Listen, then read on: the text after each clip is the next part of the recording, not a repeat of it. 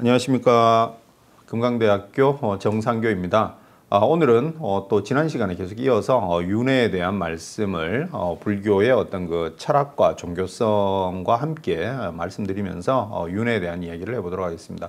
제 옆에는 오늘 또 변함없이 안녕하십니까. 불교에 관심이 많고 조금씩 배워가는 김한희입니다. 잘 부탁드립니다. 반갑습니다. 자, 이제 뭐 불교에 대한 얘기를 지난 시간에 이어서 계속 이렇게 하고 있는데, 지난 시간에 제가 이제 불교가 왜 철학적인 이미지가 강했느냐라는 말씀을 이제 우리가 하고 이렇게 끝을 냈는데요. 혹시 뭐 거기에 대해서 뭐 질문 사항이나 또 뭐 생각한 뭐 사항이 있으면 좀 말씀해 주시죠. 그래서 질문에 관련해서 정 교수님께서 종교적인 면이 강하다 이렇게 이제 말씀을 해주시면서 마무리를 지었는데, 예. 그러면 철학적인 면을 불교 안에서 찾는 것이 그럼 어려운 일인가요? 예. 그러니까 우리가 오히려 불교를 철학으로 접근하시는 이제 그 분들이 많잖아요, 그죠? 그 철학적인 면이 분명히 굉장히 강하게 있습니다. 근데 왜 그러냐면은, 혹시 우리 김 선생님은 뭐 색즉시공, 공즉시색 뭐 이런 문구 다 들어보셨죠? 네. 뭐 뜻은 잘 모른다 하더라도 그 내용이 들어가 있는 경전이 반야심경이라고 하는 경전이 있어요. 반야, 즉 지혜의 핵심만 모아놓은 경전이다 이래가지고 우리가 절에 가면 그 법회를 볼 때 제일 앞에 뭐 그저 교회에서 이게 주기도문 외우듯이 짧게 외우는 그 경전이 있어요. 근데 거기에 보면은 무슨 또 말씀이 있냐면, 무안이비설신의 무색성향미 촉법, 이제 요런 또 말씀이 있거든요. 안이비설신의는 뭔지 혹시 예. 혀설자. 그렇죠. 눈, 코, 귀, 입 뭐 이런 의미예요. 그걸 이제 한자로 우리가 안과 이러듯이 안, 그다음에 이, 귀, 이 뭐 그렇게 한 거고, 안이비설신의 그다음에 나오는 게 무색성향미 촉법 이렇잖아요. 그죠? 그러면 색은 눈의 대상이 되는 건 색, 뭐 이게 이제 형태 모양으로 해석을 하는데 이제 그 색이고, 그다음에 아까 이가 귀잖아요, 그죠? 색성, 성은 소리, 귀는 소리, 비, 코는 색성, 향. 그러니까 이러한 얘기가 불교 경전에 나와요. 이게 무슨 얘기냐면은, 불교는 절대 신이 어떻게 살아계시고 이런 얘기를 하는 게 아니라 집착을 어떻게 끊느냐가 핵심이라 그랬잖아요, 그죠? 그러면은 그 집착을 우리가 왜 하냐면은, 내가 저기에 대해 저거를 가지고 싶다 이런 생각이 자꾸 들잖아요. 그러면 그러한 나의 알미라고 하는 것이 안다는 것, 그죠? 우리가 뭐를 알아야 그걸 뭐 가지고 싶고 뭐 이럴 거 아니에요. 내가 저걸 가지면은 내가 기쁠 것이라는 알미 생기잖아요. 생각이 있으니까 내가 저걸 자꾸 가지려고 그러고 막 저걸 가지려고 노력하고 싸우고 이러잖아요, 그죠? 그러한 알미 어떻게 생기느냐? 그 부처님께서는 그거는 저기 그 하늘나라에 있는 뭐 어떤 그 절대적 존재가 주는 게 아니고, 너의 눈, 코, 귀, 입을 통해서 그 대상되는 게 부딪혀가지고 생기잖아. 쉽게 말씀드리면, 우리가 무언가를 안다라고 하는 것은, 약간 말을 다르게 하면 무언가를 인식한다는 얘기가 되잖아요. 그래서 이걸 철학적으로 얘기해서, 그럼 이미 불교는 매우 인식론적인 내용이 강해요.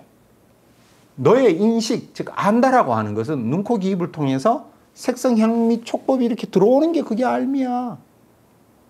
거기서부터 이제 우리의 알미 시작되는데, 그 알미 과연 바른 알미냐라는 걸 이제 불교는 얘기를 하는 거예요. 저는 개보다 냄새를 못 맡을 거 아니에요. 개가 맡는 냄새하고 저가 맡는 냄새는 또 다를 거 아닙니까? 그러니까 저가 맡는 냄새가 반드시 옳다고 할 수가 없겠죠. 내 감각기관의 한계에 부딪혀 있으니까. 그러니까 너가 안다는 게, 부처님께서 보시기에는 중생이 안다는 게 완벽한 거겠어요? 불완전한 거겠어요? 불완전하다. 매우 불완전하죠. 근데 그 매우 불완전한 걸 가지고 우리는 그게 있다 없다 뭐 예쁘다 못생겼다 이런 식으로 언어로 또 표현을 하죠, 그죠? 그러니까 불교는 아까 말씀드린 대로 인식론적인 게 굉장히 깊고, 언어로 표현되니까 그 언어도 불완전한 걸 갖다 언어로 자꾸 표현을 하니까 언어학에 대한 이해도 매우 깊고, 그리고 우리가 3번, 뭐 4번에 걸쳐서 이제 뭐 오늘로써 뭐 4번째지만 계속 얘기하는 게 미세한 의식의 흐름을 또 수행자들이 계속 봤다 이랬잖아요. 뭐 거기에 대한 엄청난 이론을 또 뭐 20세기의 프로이트가 무의식 뭐 이런 거 하고는 비교도 안 될 만큼 방대한 지식을 또 남겨놨거든요. 그러면 심리학에 대한 얘기도 굉장히 깊게 있어요, 불교는. 그러니까 어떻게 보면 근대 서양 철학이 몇 세기 동안 쌓아온 그 많은 양을 다 합쳐도 불교 하나가 2000년 동안 쌓아온 거하고 비교가 안 될 정도예요. 그러니까 그런 내용들이 너무 많다 보니까 이제 서양의 철학자들이 처음에 불교를 받아들였을 때, 야, 이거 뭐야? 이렇게 하면서, 그리고 이제 불교를 하나의 또 완전한, 부처님을 완전한 인간으로서 또 놓고 싶었던 것도 있고, 그만큼 탄탄한 이론도 있고, 그러니까 불교를 철학으로 봐버리는 거였어요. 자, 그러면 불교는 매우, 그러면 이제 질문에 대한 답이, 불교는 매우 철학적인 면이 강합니다. 강한데, 이렇게 봤을 때 무슨 문제가 생기냐면, 우리가 지금 얘기하는 그러면 윤회나 전생이나 이런 것들은 어떻게 되겠어요? 전부 서양 철학자들 눈에서는 전부 커트, 거세시켜버리는 거죠. 이거는 그냥 상징일 뿐이야. 근데 불교에 제가 조금 더 조금 과장을 하자면, 불교 내용의 뭐 경전의 한 절반은 윤회 얘기거든요. 그럼 불교의 절반 다 갖다 버려야 돼요, 그거는. 그건 그냥 하나의 비유고 상징이고, 한 걸음 더 나아가서 조금 뭐 수준 낮은 사람들이 불교에 오기 위해서 약간 이렇게 어르고 달래고 할 때 쓰는 게 윤회고 전생이 이제 이래 돼 버려요. 불교의 절반은 다 극단적으로 얘기하면 쓸데없는 얘기가 돼 버려요. 근데 불교는 그렇지가 않거든요. 왜냐하면 제가 말씀드린 대로 불교에서는 수행이 굉장히 중요한 거라고 그랬잖아요. 그죠? 수행 경험을 통해서 이제 획득한 게 불교의 이론이거든요. 우리 뭐 들어보셨을 텐데, 윌리엄 제임스라고 뭐 20세기 아주 미국의 유명한 뭐 종교학자이자 철학자이자 심리학자가 있는데, 그 윌리엄 제임스의 이제 종교적 경험의 다양성이라고 하는 책이 있어요. 거기 보면 많은 학자들이 개인적 종교적 체험에서 오는 것을 거세시키고 종교를 이해하려고 한다. 그랬을 때 종교를 과연 제대로 이해할 수 있겠느냐, 이제 이런 말을 하거든요. 그래서 제가 이제 지난 시간에도 말씀드린 대로 불교는 수행 체험이라고 하는 누구나 체험할 수 있는 걸 바탕으로 하기 때문에 불교는 매우 철학적인 면이 깊지만 철학으로만 봐서는 매우 곤란한 문제가 생기는 겁니다. 윤회나 이런 것들을 다 없애야 돼요, 그래 되면. 하지만 그거는 바른 불교 이해가 아닙니다. 불교는 붓다라고 하는 위대한 시달타 태자가 깨달음을 얻어서 말씀하신 내용도 있지만, 거기에는 소위 말하는 수행을 통해서 경험되는 신비 체험도 분명히 있습니다.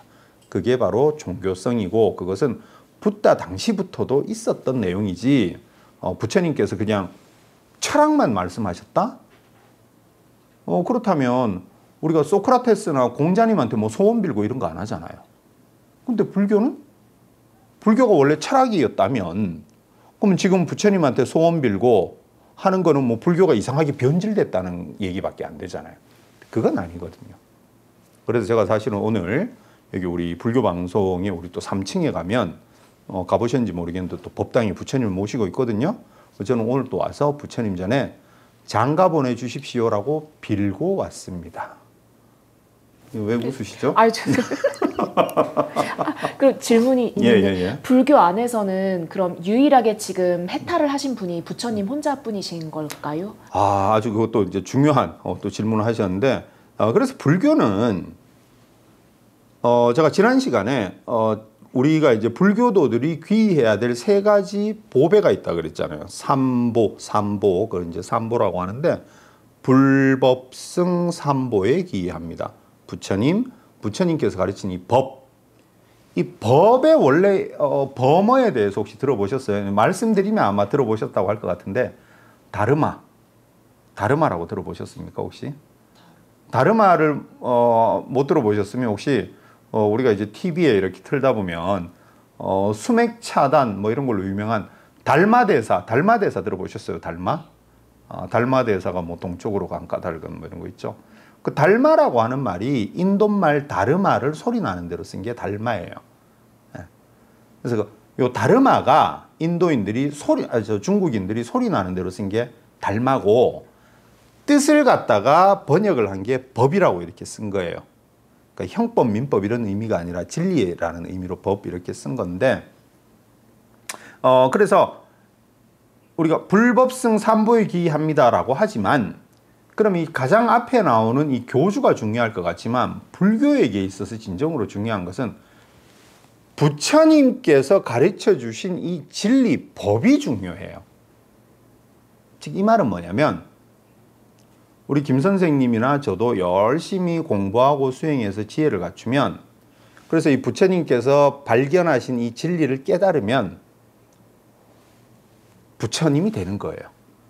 그래서 우리가 부처님이 이렇게 법당에 계신 그분만 깨달은 게 아니라 얼마든지 많은 깨달은 분이 생겨날 수 있는 게 바로 불교가 되는 겁니다. 만약에 유일신교 같은 경우는 내가 뭐 그런 어떤 뭐 신의 아들이다 이러면 그거 굉장히 큰 문제가 되겠죠.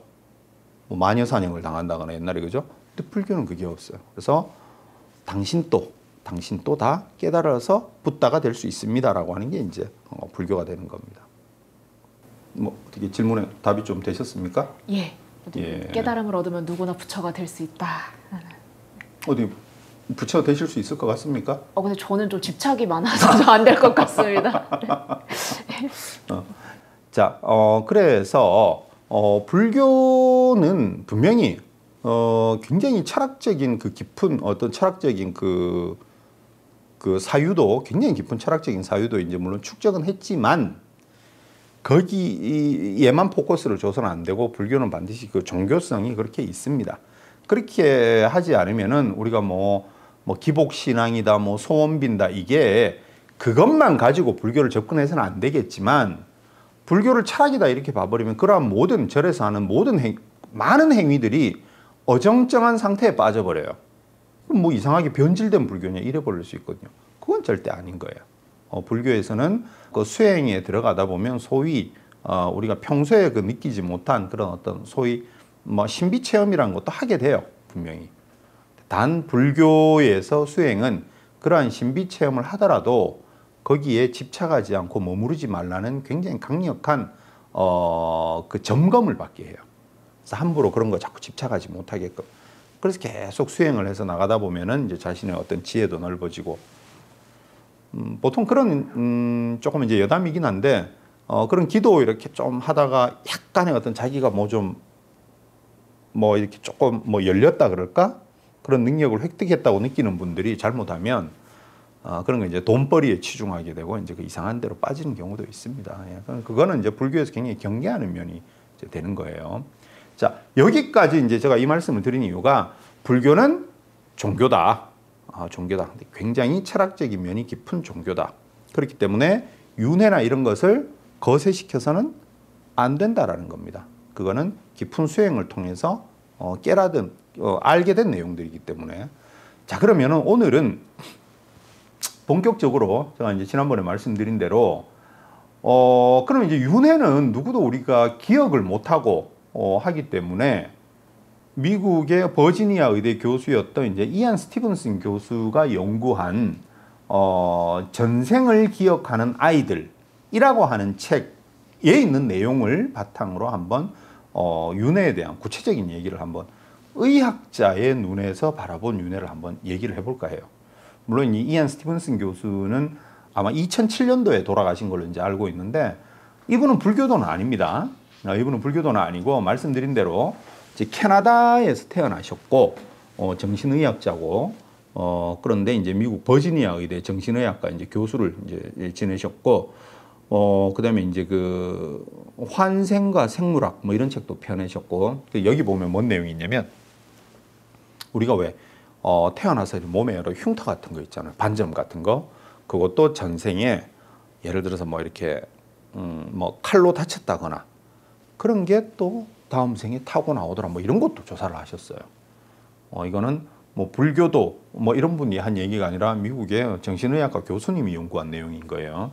그리고 이분이 이제 아까 말씀드린 대로 이제 전생을 기억하는 아이들이란 내용으로 굉장히 그 방대한 그 연구서를 냈는데 거기에 이제 보면은 이분이 전 세계에 많은 그 소위 말해서 전생을 기억한다라고 하는 애들의 그 사례를 조사해가지고 굉장히 두꺼운 이제 책을 그렇게 내신 거거든요.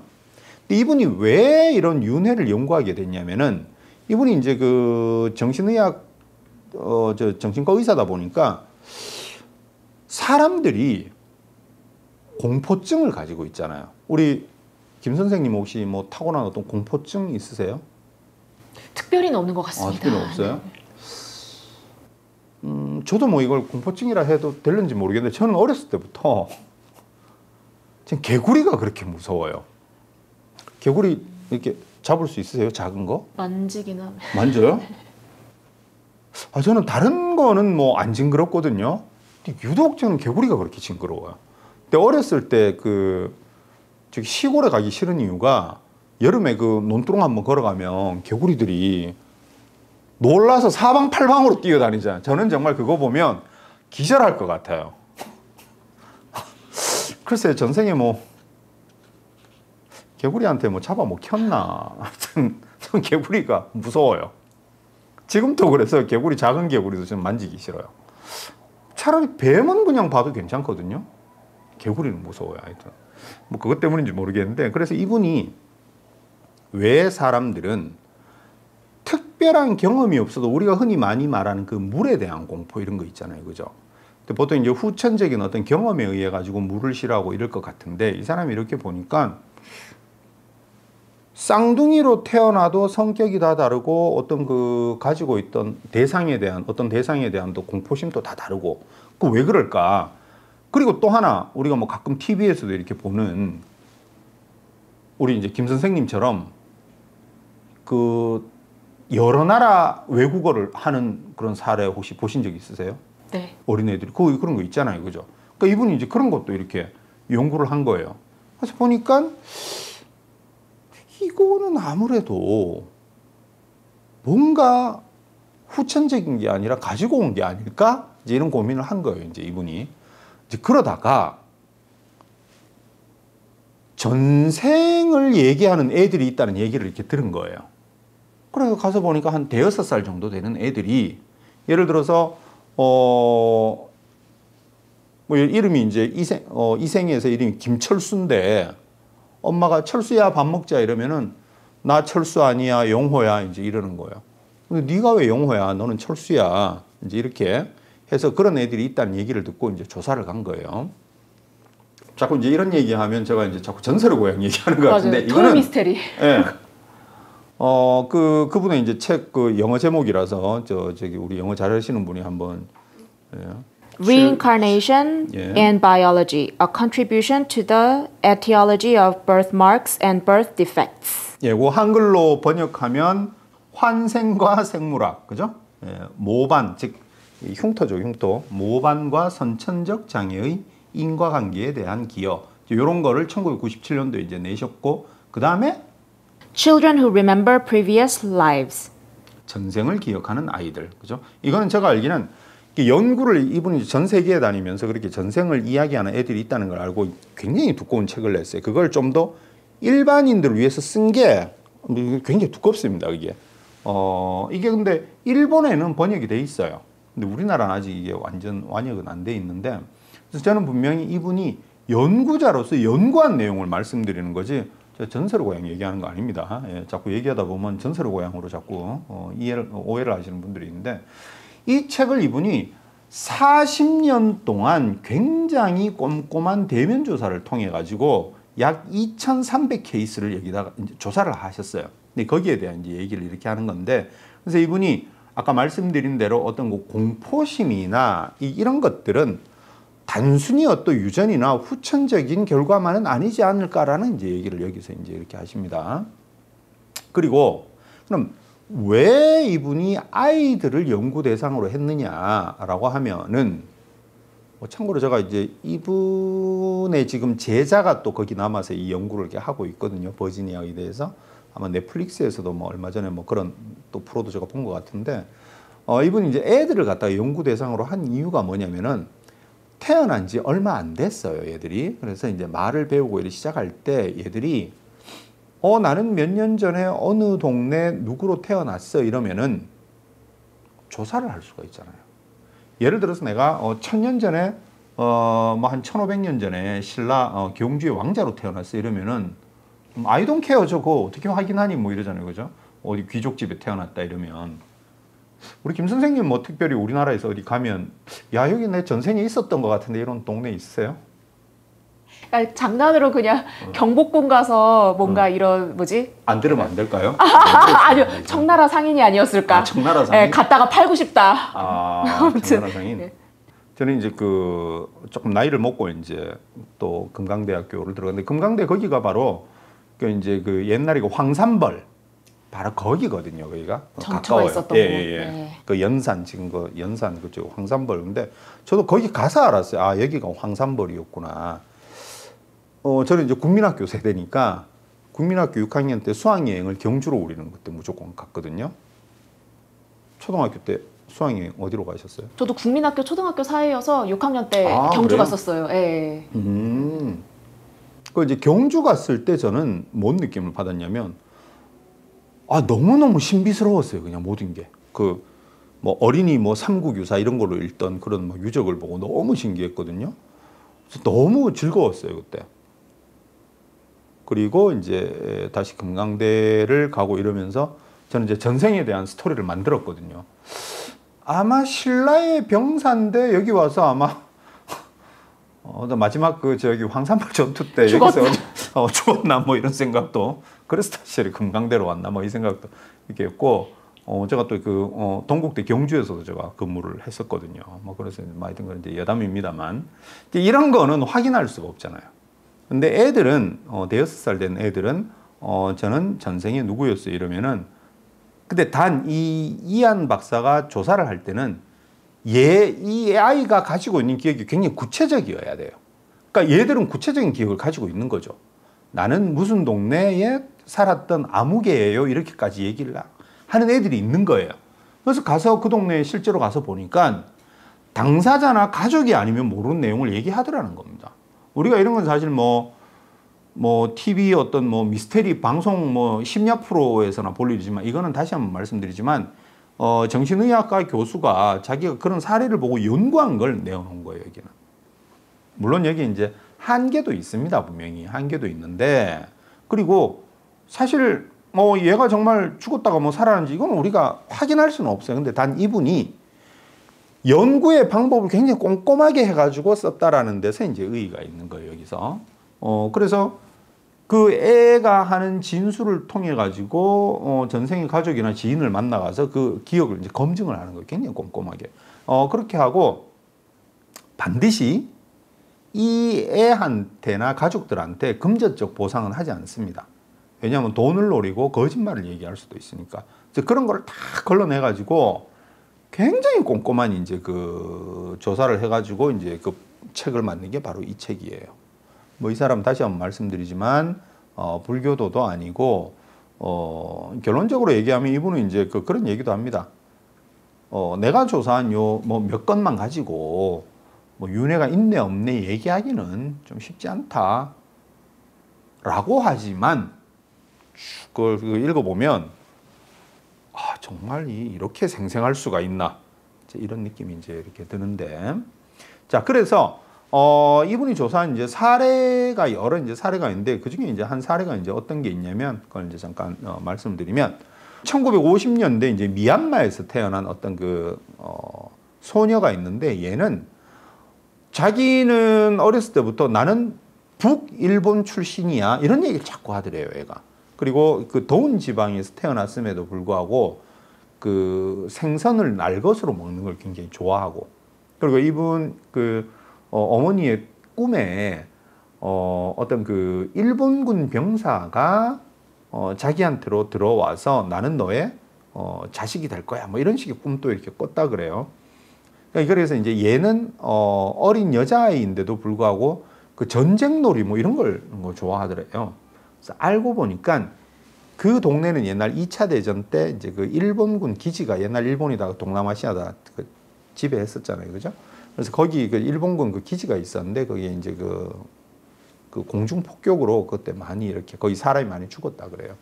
그런데 이제 여 책에 보면 뭐라고 돼 있냐면 이분의 이제 기본 그게 뭐냐면 반드시 이름을 얘기하고 그래야만 이 케이스로 넣어주는데 얘는 이름은 기억을 못했다라고 나와요.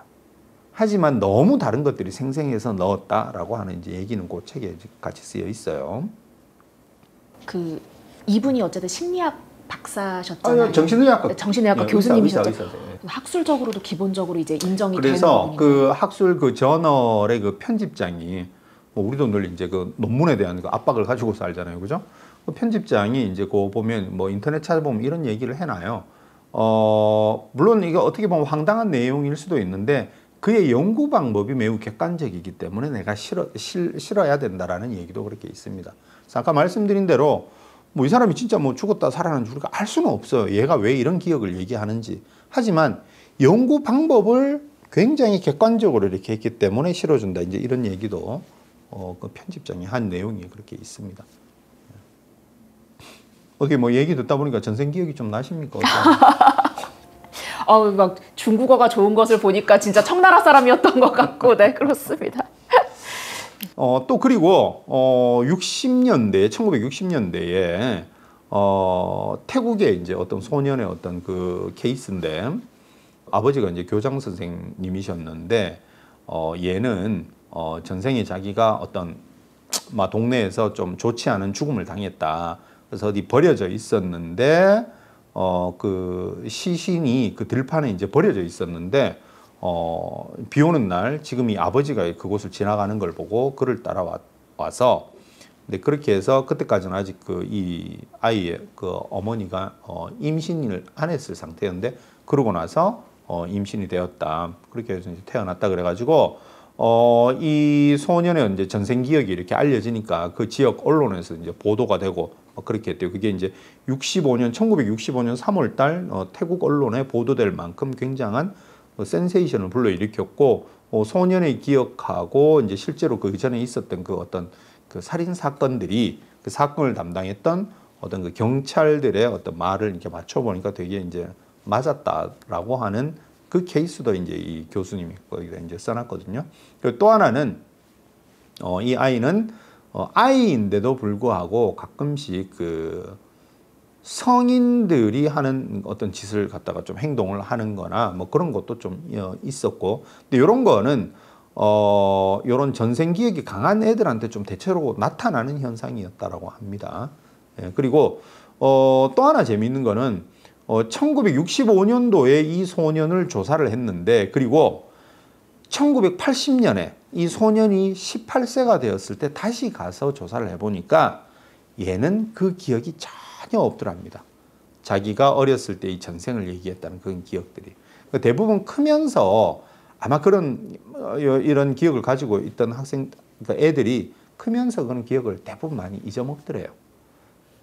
또 하나는 뭐가 있냐면 핀란드에 이제 그 1976년도에 핀란드 헬싱키에서 어떤 소년이 이제 태어났는데 이 소년은 전생에 자기 엄마의 오빠, 즉 외삼촌이었답니다. 그래서 이 엄마가 이제 이 외삼촌은 1957년생이었는데 1975년에 당뇨병으로 이제 사망을 이제 하셨대요. 그때 이 어머니가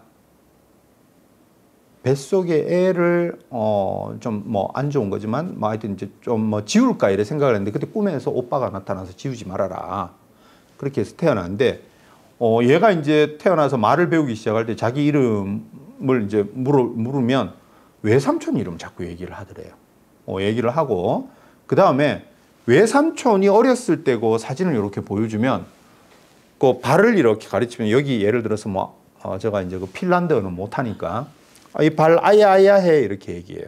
왜냐하면 그 삼촌이 어렸을 때 개에게 물린 적이 있었답니다. 얘가 그거 하고 나 여기 아야아야 했어 이제 이런 얘기를 하고 뭐 그렇게 했다랍니다. 그래서 얘는 외삼촌이었던 그리고 그 외삼촌 사진을 늘 보면서 이게 자기라고 이런 얘기를 이제 하더라는 겁니다. 그래서 이런 사례도 이제 있었다라고 하는 게 이 책에 보면 많은 이제 사례들이 그렇게 나와요.